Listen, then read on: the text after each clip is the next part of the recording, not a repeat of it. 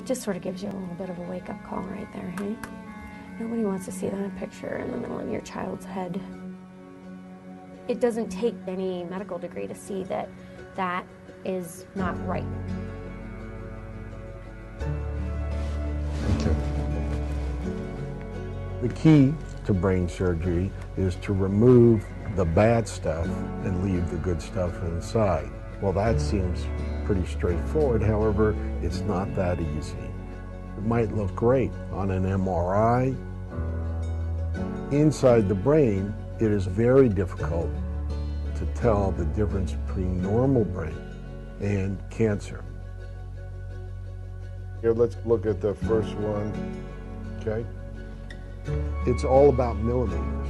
You're a millimeter off, take a few grams of tissue that belong safely in the brain, then the patients wake up not as neurologically perfect as they went into the surgery. Hey, buddy. Hi. Hey. Keaton, like so many kids that we take care of, came in with a tumor, and we knew that we needed to remove that tumor and that we didn't want to take out normal brain tissue, which might damage him.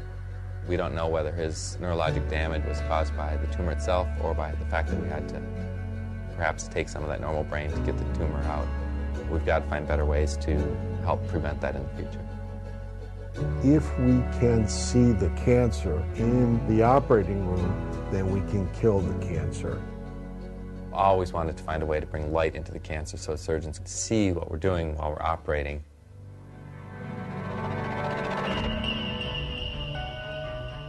Scorpions have been evolving over millions of years.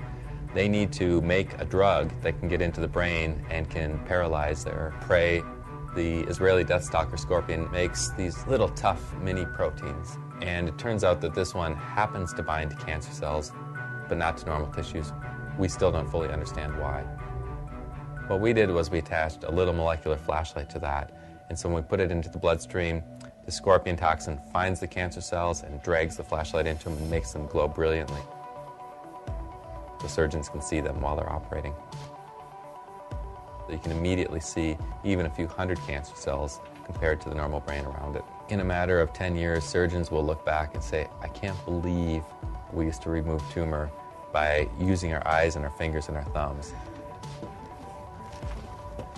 There we go. Good job. I wish I had a time machine, you know, so that I could go travel to a not so distant future, you know, so that they could have resected the tumor and not taken any healthy brain tissue with it.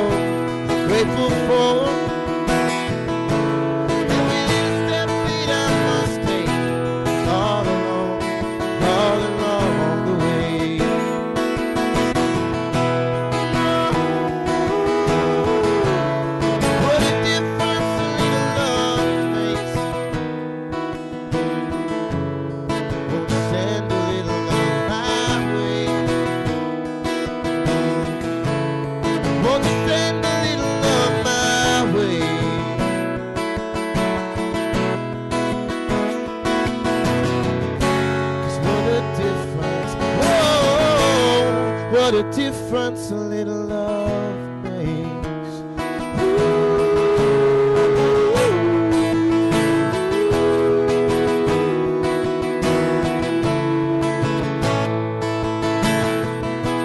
And I have grown from all this suffering I know. There's still so much that we must learn to appreciate. All the ways this world turns, all along the way.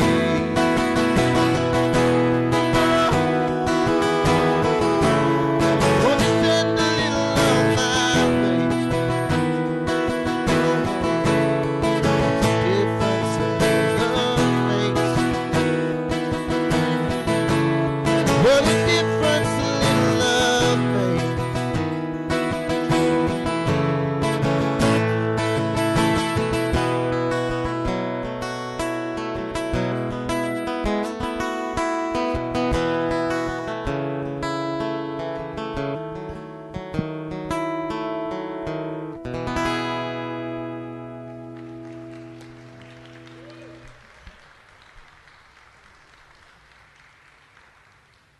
Hello, everybody, and welcome to the Hot Shop Live Show here at the Museum of Glass in Tacoma, Washington. I'm Greg Owen, your MC for today.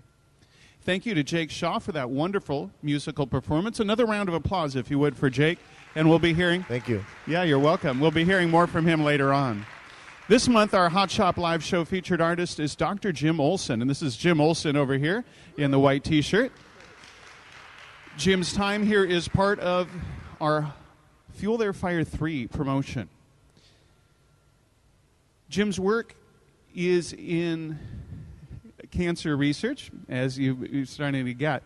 And he and his team have been involved in creating what they call tumor paint, which is a way to actually paint tumors so that surgeons go in and can more easily remove it during surgery. This work and others will be on display at Dr. Olson's lab, which is frequented by patients, stakeholders, and people interested in Dr. Olson's research. Joining Jim as special guests today are our musician, Jake Shaw, who you just met, a former patient of Dr. Olson's, and Jen Donovan from the Point Defiance Zoo and Aquarium. Today, we will be making a scorpion as well as some large teardrops. And next up, I'd like to introduce Dr. Olson. And Jim, please, if you would, come and address our audience and tell us more about Project Violet. Dr. Jim Olson, ladies and gentlemen. So Project Violet is inspired by a little girl named Violet that I took care of. Violet is a child who had a brain tumor that took her life. And in the months before... Just a second, I'm going to make sure I get away from that. In the months before she passed away, Violet asked if we could use the brain tissue from her brain at the time that she died to make reagents that we could share with researchers all over the world so that other kids wouldn't have to go through what she went through when she was battling with a brain cancer. In the past year and a half, the community has come together and has created gifts of over $5 million to drive a research program where we can take molecules from nature, from scorpions, violets, sunflowers, other animals, to create molecules that will treat future kids that have cancer. As you heard and saw today, we've created a molecule called tumor paint that brings light into cancer, and what we're working on is molecules that can bring chemotherapy right to the cancer, bypassing the rest of the body to cause more activity against the cancer and less against the rest of the body where side effects can occur. So this week at the Museum of Glass, we've been creating a giant glow-in-the-dark scorpion that will be on the wall at the Fred Hutch Cancer Center. So when kids come to visit, they'll come into the room, we'll turn on the black lights, and they'll be blown away by this enormous giant scorpion. And on top of that, we're making these tears that represent the tears that won't have to be shed by future families when their child is diagnosed with cancer. Thank you, Dr. Olson, and we'll get you back in just a moment. As Dr. Olson mentioned, these tears are in production right now, and that's what Ben has on the end of his stick here. He's got a bubble, and he's getting ready to put some more clear glass over the surface of it. This furnace here holds about 900 pounds of glass when it's filled all the way, and it's running at 2,140 degrees Fahrenheit. This glass is a liquid, and it's about the consistency of honey at this temperature. And some of you in our live audience and watching online as well were able to see the last tier being created. So we're making one more tier, and we're also in production making another smaller scale scorpion. And so over here on the far left side of the floor, Niko has been very patiently sculpting the legs of the scorpion, and I can see almost 8 here. Well, over 8, and some pinchers as well as a stinger. So throughout the course of the show, we'll be continuing to work on the scorpion. Niko again is making the parts. During the last half of the show, the team will assemble the parts together to make the finished piece. The round things that we're using to reheat the glass in are burning about 23 to 2400 degrees Fahrenheit. And you can see the longer that Ben stayed in there, the hotter the glass becomes.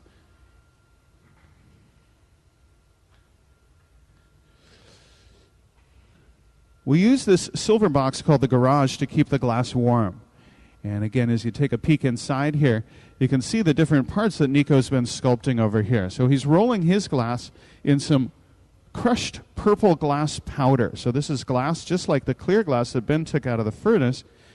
It's had different metals added to it to create this purple color.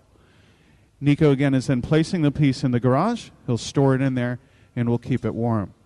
And all this is referencing the major project that the crew have been working on this week with Dr. Olson, as well as some of his co-workers that have kindly come down and work with us. It's this incredible large scorpion. And again, part of the project is to create this scorpion, and Jim's vision is that the scorpion will be walking up the side of the laboratory. And I know when you're sitting here and looking at it that the scorpion looks clear, but the scorpion has been made with a very incredible glass that glows under black light. And I've got a little chunk of this glass right here. So that scorpion was made with this same kind of glass. Again, it looks clear when you see it on the floor, but under black light you can see that it actually does glow in the same way that the scorpion, this Deathstalker scorpion, glows. So that's the idea. And I'm going to call Jim back to the floor if you don't mind. Can you tell us a little bit about your vision for this project? I know it was very clear in your mind that you wanted this large scorpion in the lab. Can you talk about your idea and what you hope to accomplish by bringing this piece of art into your scientific laboratory? Yeah. So there's really 2 parts to it. One is the creative side, that I believe that the best science only occurs when our minds are not focused on answering emails. So all week my team has been down here working with these guys and opening up our mind to think in ways that we normally don't think of. When we created tumor paint, the new molecules that we're working on, the best ideas come when we're out rowing or canoeing or running or kayaking or doing artwork. And so I really try to have my team integrated with science and art and music. The idea for the scorpion really was to recognize that the best drugs in the world, I believe, will come from those that were already created by nature, and that we don't have to make these drugs that we conceive of to cure diseases, that we can build on what's been in progress for millions of years. And this giant scorpion is in part to be a wow factor. We have a lot of the kids that we take care of. I take care of kids with brain cancer, and when those kids come over to the lab to meet the team, to meet the scientists, I want them to walk into the room, unexpectedly have the lights go off, have this big glowing scorpion on the wall, and have them know that that's the right time to put their iPhones in their pocket because something really cool is going on here. So that was the concept behind the giant scorpion. And the concept behind the tiers that we're working on is really, I want it to be a very positive statement about the work that's being done in the lab. And so there are a lot of tears sown when people have cancer, whether they're children or adults. And honestly, there will always be tears shed, but we're hoping that fewer tears will be shed because of the new cures that are coming out of the team's work. And to give you an idea that this isn't just some pie-in-the-sky idea, when I was a child, if I would have been diagnosed with cancer, my likelihood of surviving would have been less than 5%. Today, more than 75% of the kids that walk into our hospital are cured of their cancer for life. So Project Violet here is here to help finish the job. So wonderful. Jim Olson, ladies and gentlemen. Fantastic. And we'll be hearing more from Jim later on in the show. Right now,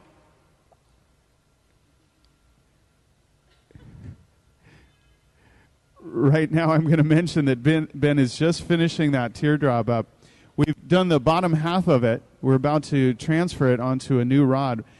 We want to work on the top and make it actually a teardrop so it comes to a point up there. So we'll break it off this bubble. Gabe, the gentleman standing up on the far left side of the floor wearing the ball cap, is making a new rod. We're going to attach it to the bottom of the teardrop, break it off, and they'll be able to finish up that side of the piece. Meanwhile, I am just thrilled by what's happening over here on the table, so let me pass the mic over to my esteemed colleague, Miss Bonnie Wright, who has our next special guest. Hi, everybody. I'm Bonnie Wright, as Greg had mentioned, Curator of Education here at Museum of Glass, and I'm standing with Jen Donovan, a biologist from Point Defiance Zoo and Aquarium. And if you hadn't seen already on the screen, she's brought 2 scorpions with her today, and they're both fluorescing here underneath the black light, which is pretty crazy. Jen, can you tell us a little bit more about the scorpions you brought with you today? Absolutely. Oh, you're going to hold it for me. All right. Well, these are African emperor scorpions, so a little bit different than the Deathstalker scorpion. I've got 2 in this box that are different ages, so I'm not quite sure on the age, so don't ask. But this one's close to adulthood. They can get up to about 8 inches long, and the smaller one over there is still in the growing process, so he's still looking to grow up. Emperor scorpions are arachnids. They're from the family of arthropods, so I think this down here on the floor, this glass can do better than anything I can ever do to kind of tell you what an arthropod is. So it just means there's an exoskeleton, there's a segmented body, and there's segmented legs. So arachnid, 8 legs, right? You guys know spiders? So related to a spider, just built a little differently. Thanks, Jen. I was wondering if you could tell us a little bit about the venom of this scorpion and how it may differ from the Israeli Deathstalker scorpion's venom that is the inspiration for, of course, our artwork here today. Do you know of any differences, or can you tell us more about the venom in general? Well, why don't I just show you a big difference to start out with? I would not do that with a Deathstalker scorpion. So the African emperor scorpion has gigantic pedipalps, or claws. So you can see those claws here. The Deathstalker scorpion's going to have claws, excuse the caffeine shake, that are a little bit smaller. So smaller claws typically indicate a higher level of toxicity in the venom. So this guy has huge, powerful claws that can snap a pencil in half, that can pick up... Look at, no, I'm shaking. It's not from the scorpion, I promise. That can pick up 150 grams, so that's kind of like a household screwdriver. So I wouldn't do this with a Deathstalker. Out of the almost 2,000 different species of scorpions, only about 30 or 40 of those can make you sick or make you so sick that you're no longer with us. This is probably the least toxic. Deathstalkers are probably in the top 3, if not the most toxic of venoms. Wow. Okay. Sorry, it's very visceral down here, right next to a scorpion climbing all over my interviewee. Is this a scorpion that you can see regularly at Point Defiance? Nope, these guys are off grounds, but if you come during the day, you might catch them wandering around zoo grounds or in the aquarium on a cold day. We do have close encounters routinely, so you'll be more apt to find them in the summer with our In Touch program. Oh, wow. Okay, In Touch. That sounds interesting. So I hope all of you have a chance to go to Point Defiance to take part in those programs. Thank you very much, Jen, for being our interviewee today, and thank you to your scorpions. Fluorescing here on the floor. All right, I think I'd like to pass the mic back to never mind, to Jake. Jake's going to play us another ditty up on the balcony. Take it away. If I hold that scorpion, do I gain the power to glow in the dark? That's what I'm wondering. That would be cool. This is a song that kind of coincides with maybe a little bit more of the teardrop side of things, but it's kind of about what people all go through during this time.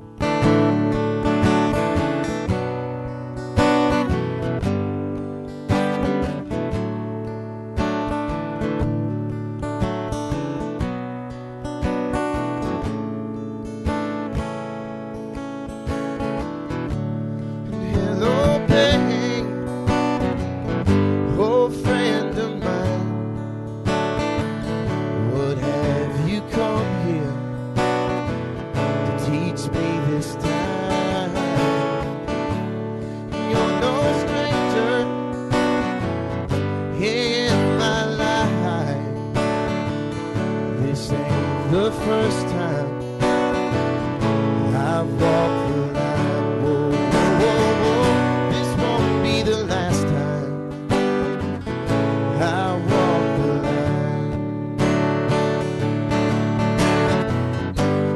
This won't be the last time the stars come crashing down.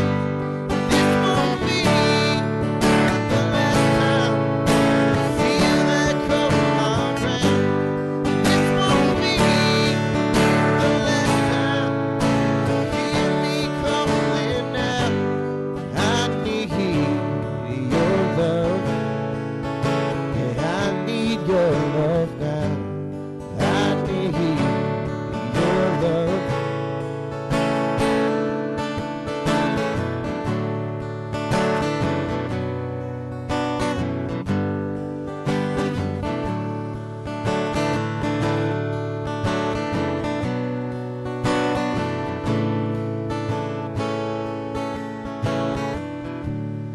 I have held the reaper's hand as we went walking through the shadow land. I've been a prisoner in my own skin, and I've been through hell, but I'm back again. Whoa, whoa, whoa, whoa, and it has made me the man I am. This won't be the last time these stars come crashing down. This won't be the last time I feel that come around. This won't be the last time you hear me calling out. I need your love. I need your love now. I need your love. I need you, I need you, I need you, and you need me too. Oh, oh, oh, oh. I need you, I need you, I need you, and you need me too. Oh, oh, oh, oh. I need you, I need you, I need you, and you need me too. Oh, oh, oh, oh, oh. I need your love. I need your love now. I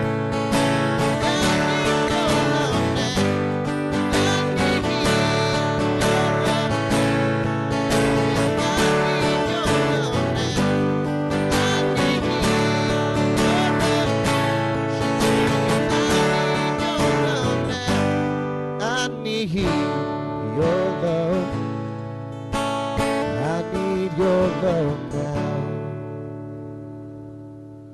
Jake Shaw, ladies and gentlemen. And I'm going to ask Jake to come down on the floor, and it's a pretty amazing story, so Jim and Jake can tell you together about how they know each other and how Jake ended up here with us today. Before we do, though, let me take a moment, since the team have just finished that tier, and we have a free second here, so you guys can take a peek inside the glory hole, which we don't always get a chance to do. Again, these things that we're using to heat the glass with are burning at about 2,300 or 2,400 degrees Fahrenheit. The furnaces and these glory holes are all fired with natural gas and compressed air, and as you can imagine, we go through quite a bit of it. But the glass itself, again, is in those furnaces.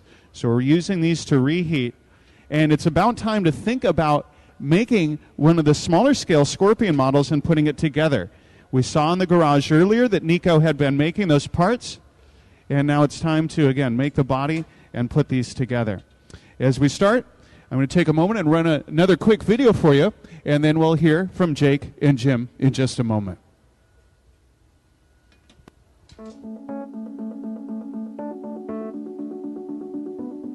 There was something special about Violet. She was an easy person to like. She could make a connection with people in a way no other person I've ever met can. When we found out that Violet had been diagnosed with a tumor that was going to take her life, I just took a few minutes.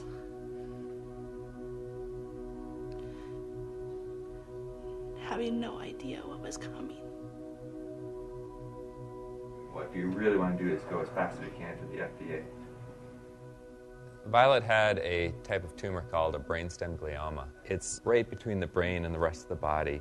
Because of that, it's surgically unresectable, and it never will become a surgically treatable disease.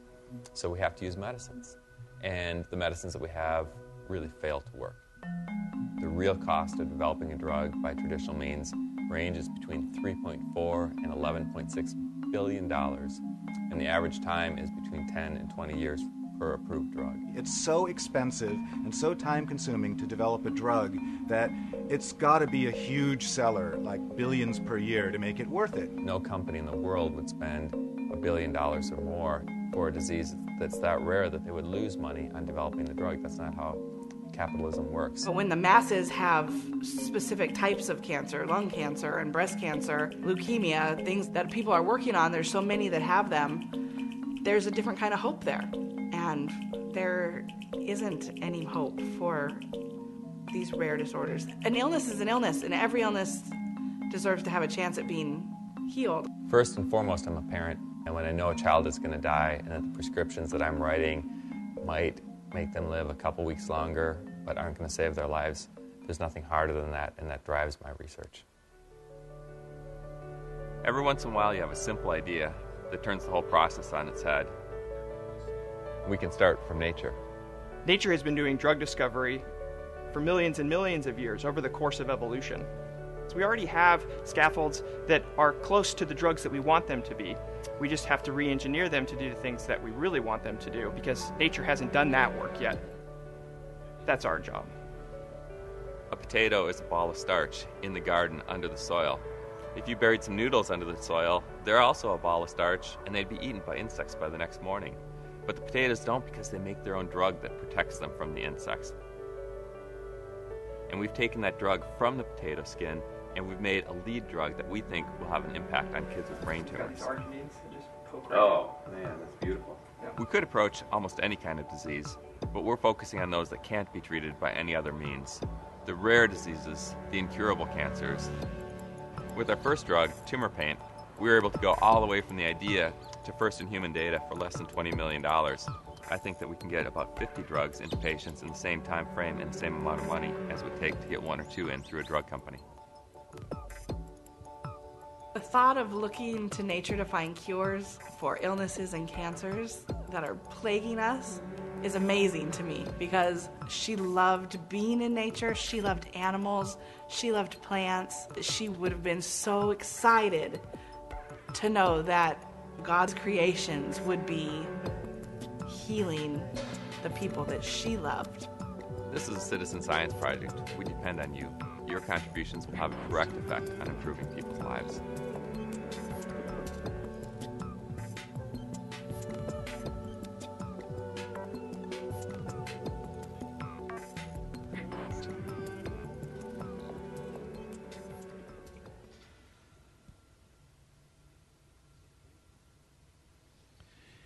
And folks, next I'd like to bring the floor back over to Dr. Jim Olson and Jake Shaw and let them tell you in their own words how they came to be together here today. It's a pretty amazing story.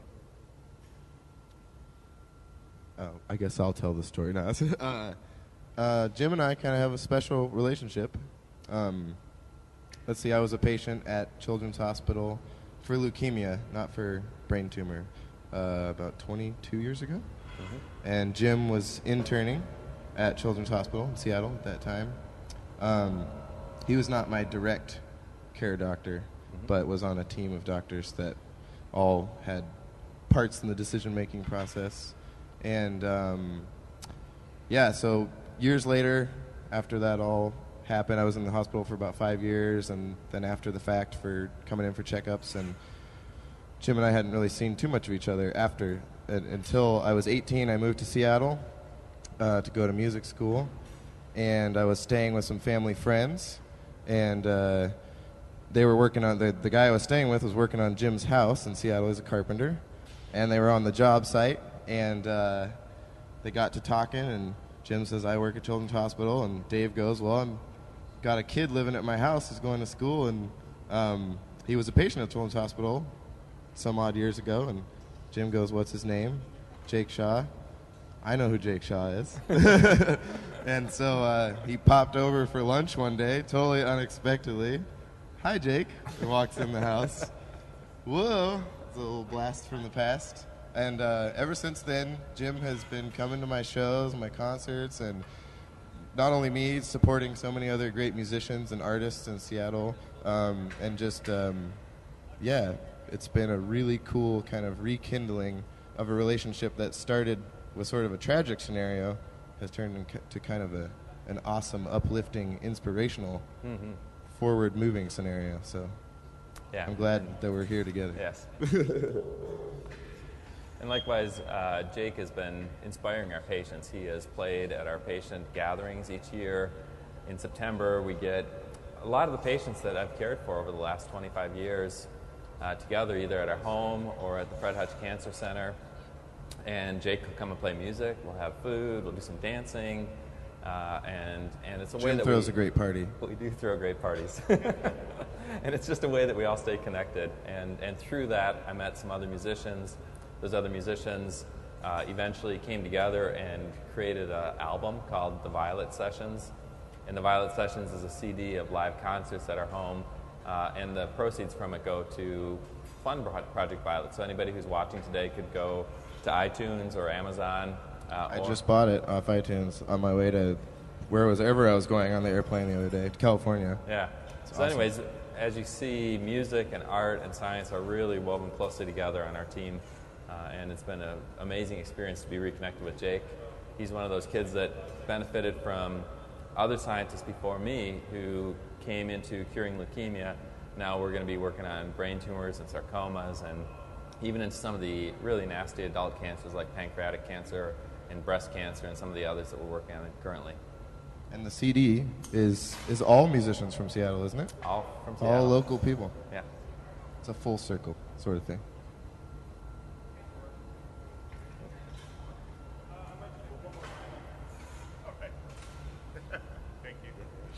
So, folks, let's check in what's happening over here in the hot shop floor. As we've been working, so the team here, Ben is cutting into the bubble of the segments. Again, the body of the scorpion. Exoskeleton is broken into segments so that it's much more flexible and movable. Ben just cut those creases in there. Right now, the profile of the scorpion body is obviously round, but as you can see from the model on the floor, and you saw that live one, or those two live scorpions a moment ago, they are actually a little bit flat because they are obviously running across the ground. So we want to prepare to flatten the bubble down now. Niko's going to fire up a propane torch, and we're going to heat up a piece of ceramic kiln shelf, which we have a lot of here. It's what we lay our glass pieces on when we need to cool them down. So Niko's preheating that. Ben is using this hot torch we call the oxypropane torch. Burns somewhere between 4,000 and 5,000 degrees Fahrenheit to heat up the side of the bubble that we do want to flatten. Again, the body of the scorpion, the legs, the stinger have already been made. So once we get the body shaped up, then they'll be able to assemble that scorpion and put the parts together. So we'll get to see a little bit of part of that during our show here. Again, the hotter the glass is, the more it wants to move. It wants to move at the hottest place. It wants to break at the coldest place. We've got to keep the glass above 900 degrees Fahrenheit or it will shatter. That's why we're all wearing eye protection down here on the floor.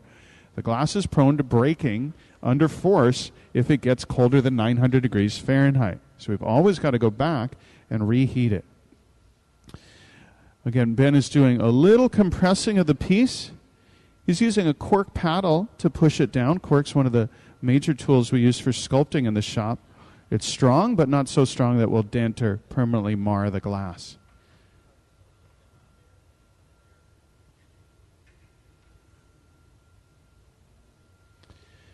Again, we'll get this piece shaped up a little bit, and then we can start to think about drawing the legs and the stinger and assembling this piece together.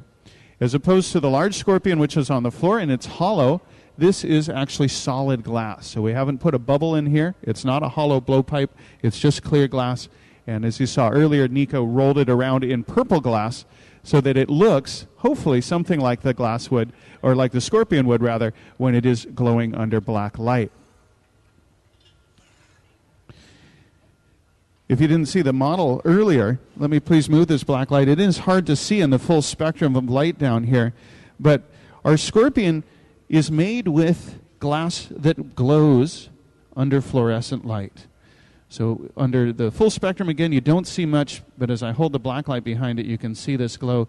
And as Jim was saying earlier, his vision is that at the lab, they'll be able to turn off all the lights and have this thing glowing. So it'll be quite a spectacular thing, and probably a little disorienting, too, to come in here and see this large scorpion walking up the side of their lab.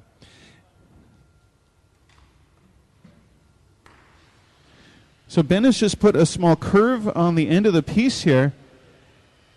We want to transfer this onto a new rod so we can work on what will be the head of the scorpion. To do that, Gabe, on the far left side of the floor, is gathering up some more clear glass.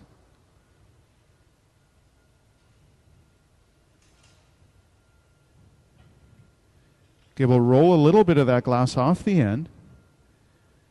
And obviously this stuff is really hot. We can't pick it up on our hands, so we need to use a tool, kind of like a corn dog on a stick or a popsicle, to hold this stuff. So Gabe has gathered up on this solid rod. It's called the punty. He's making just a little bit of clear glass on the end here. This will be the new handle for the scorpion. Again, we'll transfer it from the rod that Ben has had. Gabe will take it, and that's being done just to flip the piece around so we can work on the other side of it. As you can see, when the glass is hot, it is very sticky. It loves to stick to itself. So we've attached what we call a sculpture punny.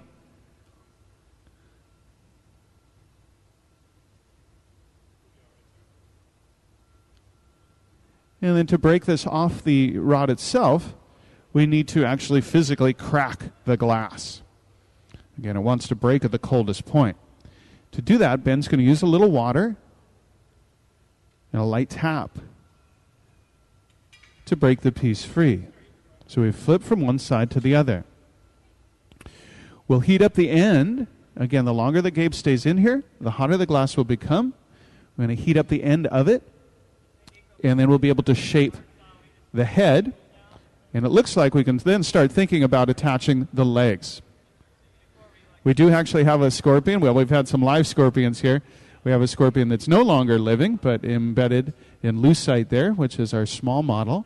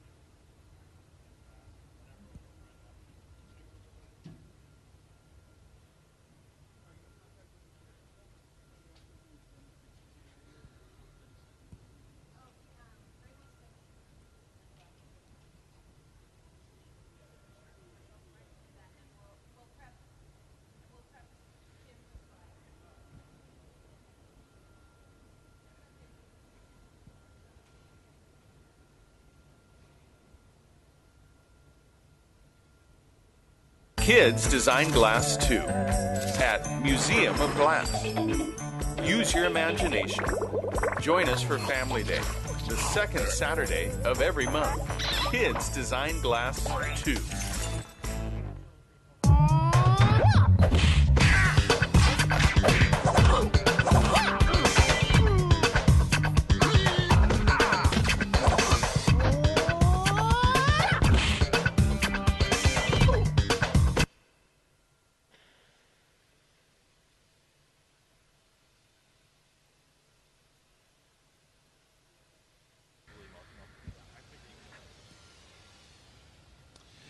And folks, again, we have a Kids Design 2 exhibition up in our galleries. If you have not seen, I encourage you to come down. Kids Design is open to any kid 12 and under. They can submit a drawing. We can only choose one of the drawings per month to be made here on the Hot Shop floor. I want to hand the mic back over to Dr. Jim Olson. We have some slides loaded up in our switcher, so you guys get a little schooling here on your Sunday afternoon. Dr. Olson can take a moment and talk about the technical details of what he's working on in the lab. Again, Dr. Jim Olson. Sure. So can you put up the picture of the scorpion? So as you've been hearing a lot about, we started with the Israeli Deathstalker scorpion as the inspiration for the work that we're doing. Can you put up the picture of the molecule? In each scorpion venom, there's actually tens of thousands of molecules that combined make it toxic. Each individual molecule itself isn't necessarily toxic, and the one we use is not toxic. We took this molecule called chlorotoxin and modified it a little bit and attached a molecular flashlight to it so that when we inject it into the bloodstream, it goes through the body and finds cancer. What you see here on the left is a dog that has breast cancer, and on the left is what a surgeon would see today without tumor paint, and on the right is what you see with tumor paint. The dog received a dose of tumor paint the day before the surgery, and the main tumor lights up, and that's what the surgeons knew was there, but those small spots of cancer might have been missed otherwise if the surgeon hadn't used tumor paint. We used tumor paint in 27 dogs down at Washington State University. Some of the dogs who had sarcomas on their legs used to have to get amputations in order to cure their cancer, but with tumor paint they've been just removing the cancer and they could see that they've got it all. So the dogs that had surgery rather than amputation, now a year later, are cancer-free. Can you put up the picture of the brain, please? The mouse brain? So here you see a mouse that has brain cancer. It's a pediatric brain cancer. And on the left side, you see the tumor paint glowing really brilliantly down toward the left-hand side. But if you look at the yellow arrow, you'll also see that it's pointing to two little tiny spots of tumor paint. And those little tiny spots of tumor paint are picking up just a couple hundred cancer cells. So tumor paint is very exquisitely able to distinguish cancer cells from normal brain tissue, but it also works for things like breast cancer, colon cancer, prostate cancer, and others in our preclinical studies. And now we're in our clinical trials trying to learn how well it works in various types of human cancer. We've completed our safety trial in Australia on patients that have skin cancer. And currently, we're testing tumor paint in patients that have brain cancer with plans to go into other types of cancer later this year. These trials are being held in the United States as well as Australia. Thank you again, Dr. Jim Olson. And let's cut back to what's happening on the floor because I see the pincers were just put onto the front of the scorpion. Again, Niko was patiently making all the scorpion legs, and now, as you can see, we are putting them together. So, Gabe is in charge of heating the scorpion in it. Ben again has this very hot torch, can get up to close to 5,000 degrees Fahrenheit, oxygen and propane together. The hotter the glass is, the more it wants to stick. So carefully attaching the legs to the scorpion. And again, we've got to keep the glass above 900 degrees Fahrenheit. So as Gabe's going to heat up, then Niko comes out with the legs. When Gabe goes back in, then Niko needs to reheat the legs. What we don't want is for these to get too hot. They will stick onto that metal tray that Niko's holding. Again, this glass starts moving at about 900 degrees. This thing is now about 2,300 degrees that we're warming up in.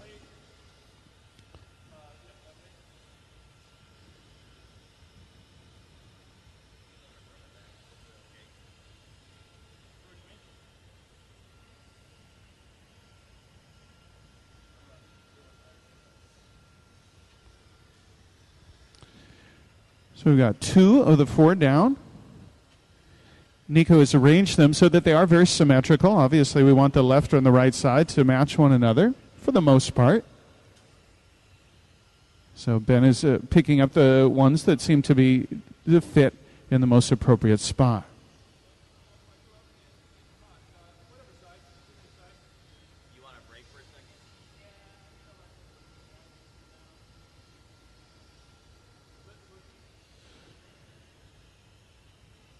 And as this piece is going together, it is getting pretty toasty. So Niko's gone back to the garage for a moment to just hang out. Ben needs to take a moment and kind of adjust the legs before we do put any more back on.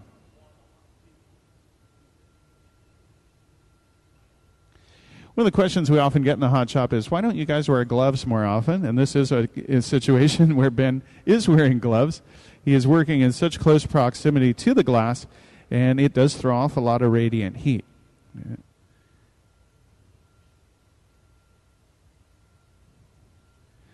We need to take care of all the sculpting, all the assembly here in the hot process. Once we put this piece in the oven to cool down, it's done. We could pick it back up, but we definitely won't do that. So we've got to get all the design, all the shaping done before removing the piece from the stick.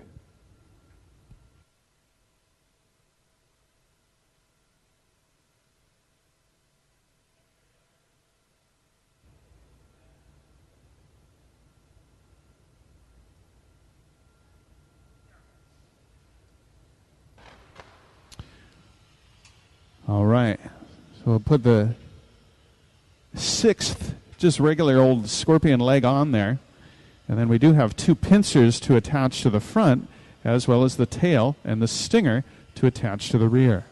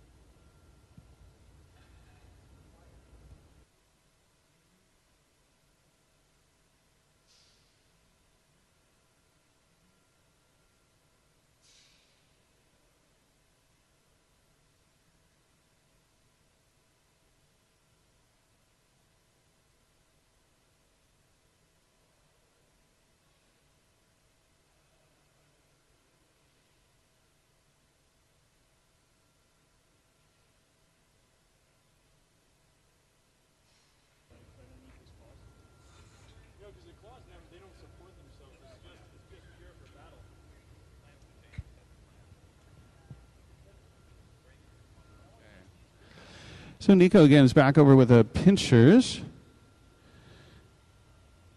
And as you saw, the claws themselves were just hanging out on that metal tray. Niko's left the pinchers on the rod that he built them on.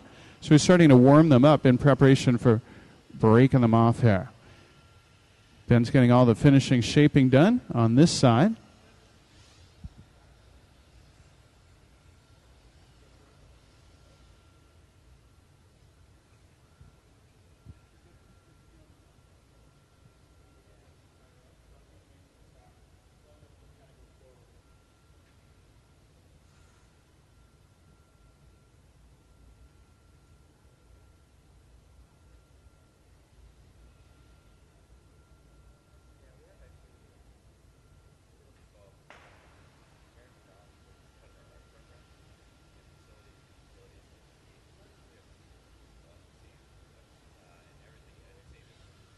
And on the left side of the floor, Niko again just cutting in that connection for the pinchers.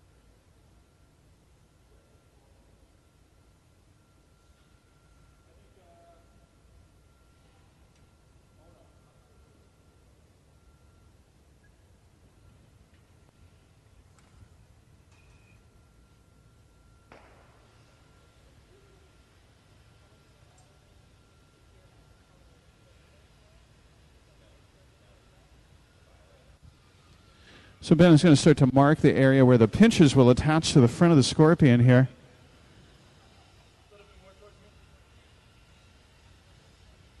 Make a small little indentation there, a little notch where those two legs will attach. And you can see how handily that hot torch heats up the glass there. A spot heating the connection points.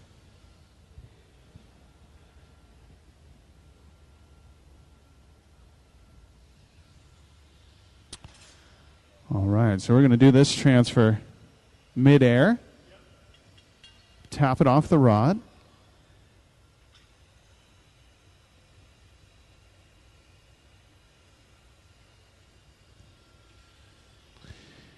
As you can see, the crew work together without a lot of communication. They're very, very used to working together. Ben, Gabe, and Niko, our full-time staff of blowers down here. So we always say if you need to say it, it's too late. The moment has passed. So we all need to be pretty attentive, and everybody needs to know what steps are coming next. Not just right next, but what's going to happen in 5 or 10 minutes or in an hour later on. So the crew are, as you can see, very good with working with one another, kind of develop that team telepathy, which is probably similar to what Dr. Olson feels in the lab with his team. We had 3 gentlemen working with us throughout the week earlier, and definitely had a wonderful rapport, and we can definitely see some similarities again between the collaboration and the creative problem solving of scientists in the lab and artists working down on the hot shop floor here.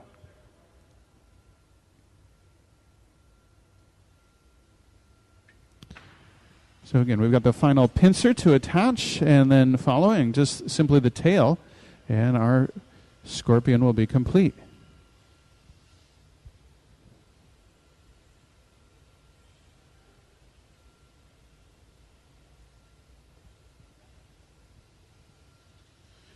Jim, can I ask you, what do you think of all this stuff? Is this what you had in mind when this whole project started? This is way better than I had in mind.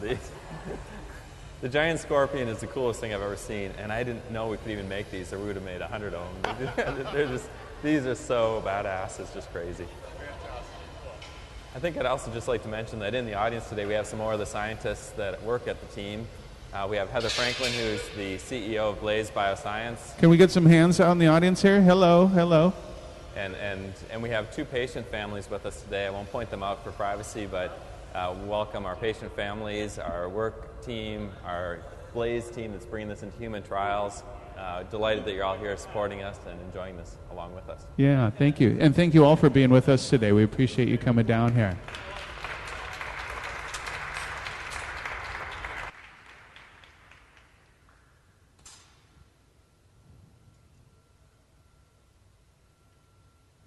So again, Ben's getting the finishing moves on the sculpture here. Niko will go back, start to attend to the tail and the stinger. Final step of the assembly.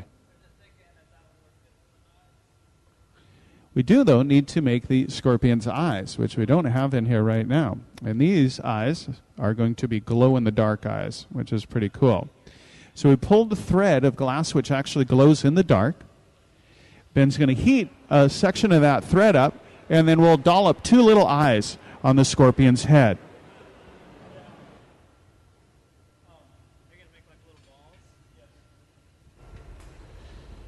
Then simply using the heat of the torch to kind of ball up that glass rod. The glass is literally just falling back on itself, so gravity is balling it up. Surface tension is making it into a nice round sphere.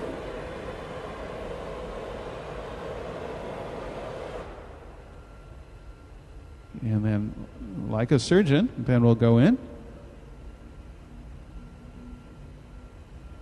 place eye number 1.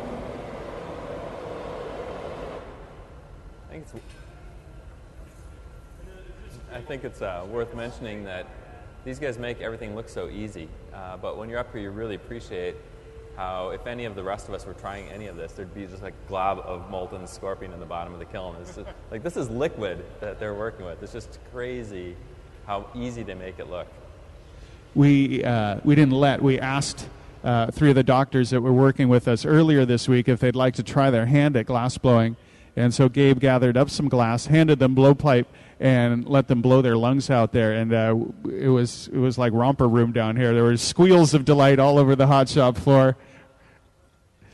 It is quite exciting if you've never blown glass before. And as Jim said, these guys definitely make it look easy. It is not an easy thing to take on.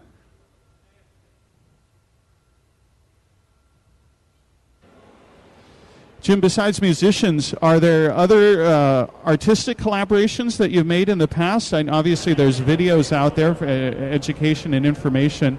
You're working in the realm of research, but also in the field of academia. So I imagine that getting the word out, getting the information across, making it understandable and digestible, not only for doctors and scientists, possible investors, but for the families themselves of your patients. Yeah, absolutely. We have collaborations both with artists and with school groups. Our team goes to schools that have STEM programs, and we sometimes have classrooms that come over to the Fred Hutch. We have open houses for people that want to come down and see the labs. People can go to projectviolet.org and send us an email, and we'll try to get you on a list to come down and meet the scientists and learn about what we do. In terms of other collaborations with artists, we have a very amazing artist who, in his day job, does erotic art for video games. And for Project Violet, he created this absolutely mind-blowing digital video that plays in our room that just incorporates flowers and science and molecules and all of the things that we've been talking about come together in this just mesmerizing video. We also, some of the artists from Valve Software. Valve is one of the big software companies here in the Pacific Northwest. You've seen a lot about them in the news this week because of their virtual reality glasses. Their artists did all the cover work for the Violet Sessions CD that we produced. And the covers of those albums are hanging in our team room where the Scorpion will be. So I really do believe that you can't do good science unless you're creative. And our team really tries to integrate with artists, even if we're not particularly artistic ourselves. We're hoping it rubs off a little bit.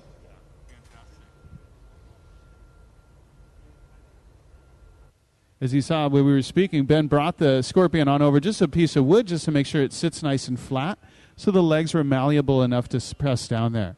Again, we've got one final section to go. Niko has grabbed the stinger on the far left side of the floor. He'll start to heat it up a little bit, cut into it, and then just like the pincers, the stinger will be and tail will be broken off and attached. When we're all done, we'll need to break this off and put it into an oven where it will cool down. And the thicker the glass, the longer that it will take to cool. The large Scorpion on the floor had some pretty big parts, and it was kind of hard to let the air travel, especially in the pincers here. So these were in the oven a couple days to cool them down from 920 degrees to room temperature. The Scorpion that Ben has right now is not a bubble, it's solid, and so it as well will probably take a couple days at least to cool down safely to room temperature. And again, the thicker the glass, the longer that it will take to cool. As Gabe goes to flash, Niko's looking at him, and Niko is timing his heats with Gabe's heats. So when Gabe's flashing, Niko just took a brief flash so that when Ben says he's ready, Niko will have enough heat necessary to come on over and bring it to Ben. And I can tell we are about to attach because Ben is warming up that section on the rear of the Scorpion's body. Again, where we will be placing the tail here in just a moment.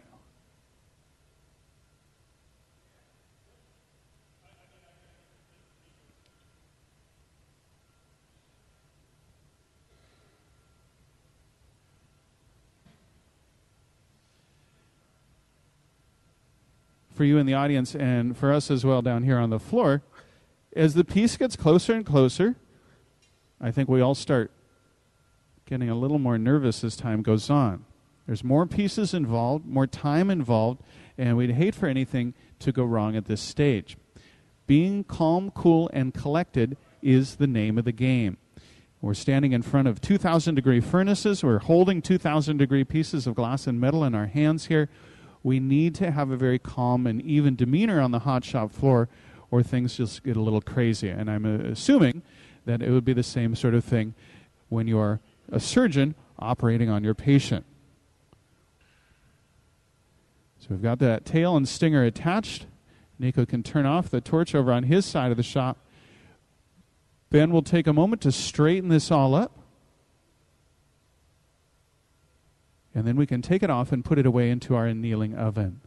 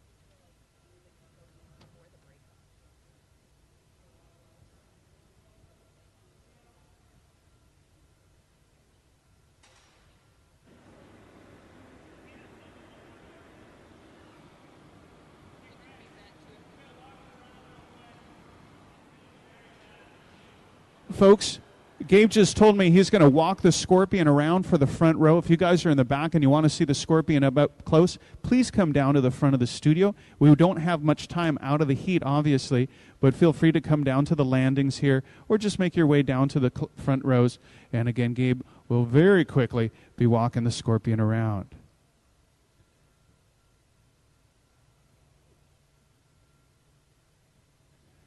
Again, it is hard to tell now, but this scorpion is covered with purple glass.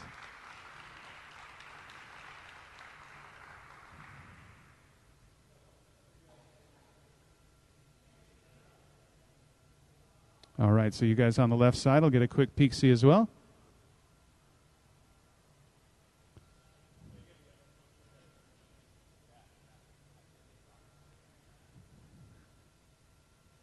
Again, folks, our team of blowers, Gabe, Ben, Niko, and Sarah, our full-time staff of blowers here, working with different artists, definitely deserve a round of applause. Different artists every week, sometimes different artists every day. We're hosting people from all around the world, but it's our treat to be working with an esteemed scientist and doctor of Dr. Olson's caliber. Jim says he loves it. That's the sign that we're good to go, and we're not out of the water yet. We still need to put this piece away. Niko has put on Kevlar gloves. We're going to start to heat up that connection point, and then we'll break this off. As we do, I'll just tell you where we're going with this. Once we put it away, we'll hear one final song from Jake Shaw up out in the balcony. Niko again has on Kevlar gloves. He's going to grab this piece. It is hot. It'll be around 1,000 degrees Fahrenheit, warmer even in the very center of the vessel itself. So we're getting it nice and toasty with that torch. We're going to cut it off the rod.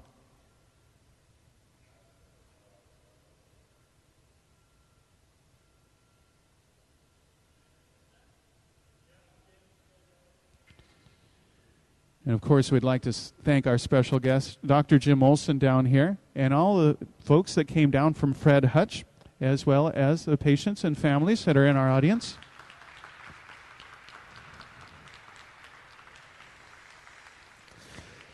Again, we'll be hearing from Jake Shaw in a moment. And Jen Donovan, we give you great thanks for bringing those scorpions down. That was a real treat, again, from the Point Defiance Zoo and Aquarium. So we'll snip the scorpion and remove it. And that's it, ladies and gentlemen. Scorpion completed. We're putting it into a 920-degree oven. It'll sit there, and again, it'll be a couple days to cool it down. We gratefully acknowledge Michael and Lynn Thompson for their financial support of Jim's residency here as part of our Fuel Their Fire 3 promotion. Our next Hot Shop Live show will be with Raven Sky River coming up in May.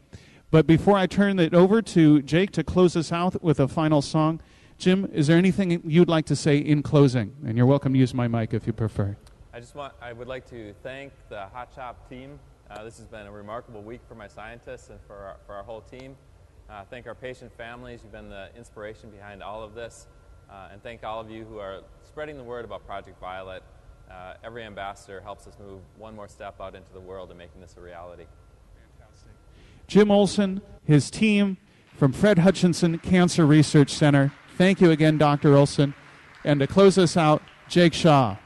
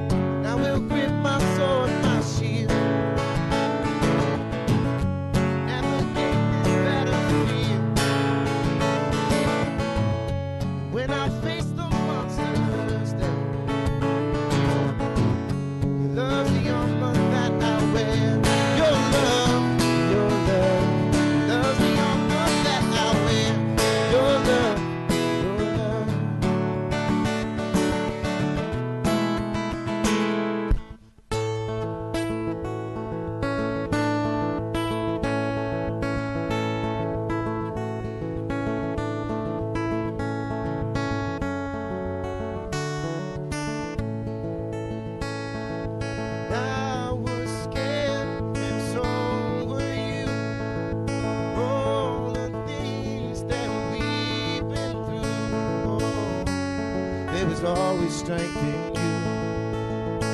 Oh, there was always strength in you.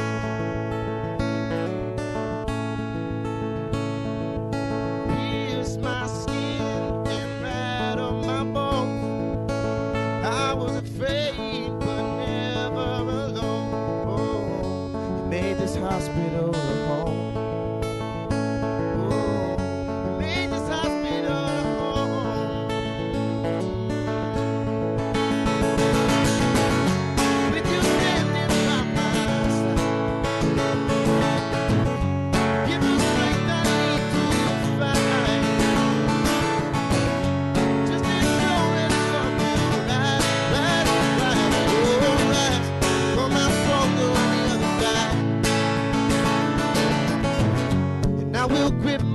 My shield,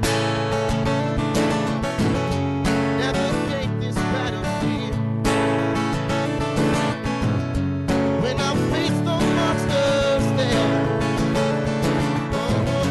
love's the armor that I wear.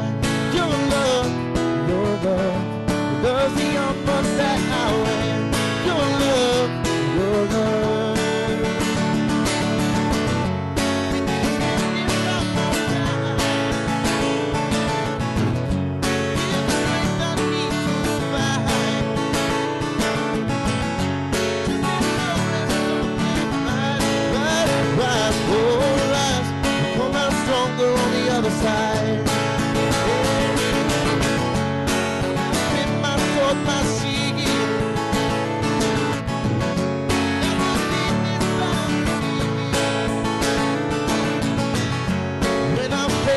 Monsters there,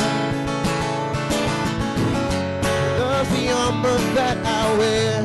Your love, love's the armor that I wear. Your love, love's the armor that I wear. Your love,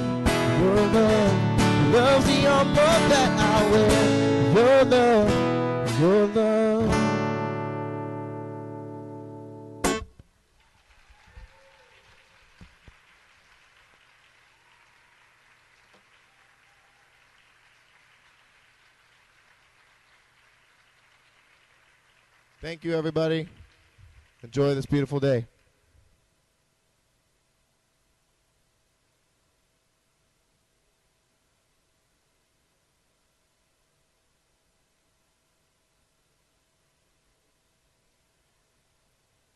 And folks, we are about to take a lunch